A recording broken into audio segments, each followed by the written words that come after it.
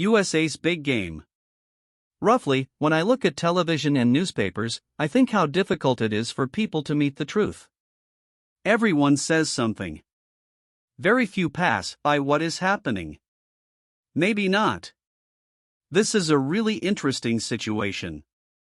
Why so? I don't know. There must be a reason for being so shallow and so far from the truth. And aren't there those who sit in front of the map and shake it? Anyway, let's get on with our business. Hamas attacked Israel on October 7th, at an unexpected time and from an unexpected place. While the whole world looks at this as Islamic terror, I say, no. It's not like that at all. I wrote, the USA is behind the operation. Then I listed the whys and wherefores. Those who did not have the opportunity to read can go back and look at our latest articles. I think it was not difficult to predict that Israel would respond violently after this attack that eliminated its ability to become a state. Those who prepared the fiction took this into account. There was no one other than this column who said the attack was carried out by the USA. This did not change the fact. Since February 24, the day Russia attacked Ukraine, we were the ones who saw what was happening differently and proceeded and were right. When the first button was fastened incorrectly, the possibility of the others being correct was eliminated. And we were writing something else, apart from everyone else. USA and Russia are in a secret alliance. We've had a lot of opportunities to capitalize. Even the latest Israel attacks clearly confirmed this. Now let's move on to our topic. The USA infiltrated Hamas. Net. He caught Israel, whom he supported and raised, by surprise. Net.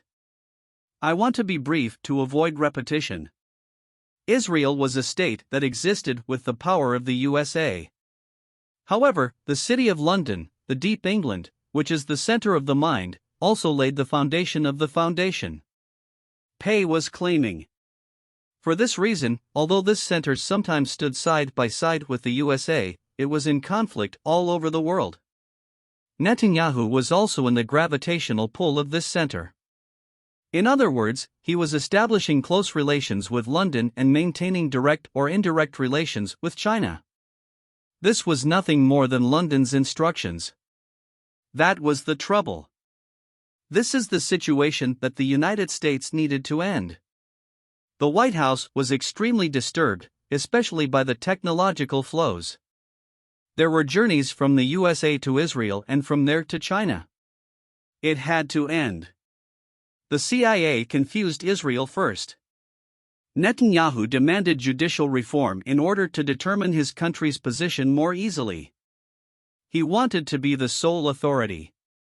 In order to anchor in China, the CIA could not remain silent. And so it was.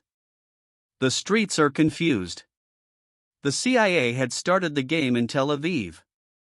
He also had great support within the country. Even the pilots were not flying. Think. Even Netanyahu's son was targeting the USA by saying external powers on social media. The USA, like it or not, was the most powerful state in the history of the world. There has never been another structure in history that made the whole world a target and surrounded it and achieved results. In the 1800s, England had this power. The Second World was a transfer of power. And in fact, the USA and England were in conflict that day. We were not seeing this. We were missing. We were far from the idea that blonde, blue-eyed people would fight. This being the case, the truth could never meet us. While the USA had such power, England was carrying out the biggest intelligence operation of this century.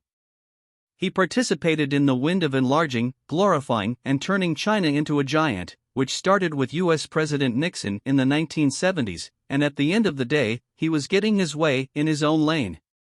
China, fostered by the USA, was entering the London axis. So it was bought from the USA. I think this was the operation of the century. This was the reason for the shocking event that will happen anywhere in the world right now. The Israel-Hamas war is naturally.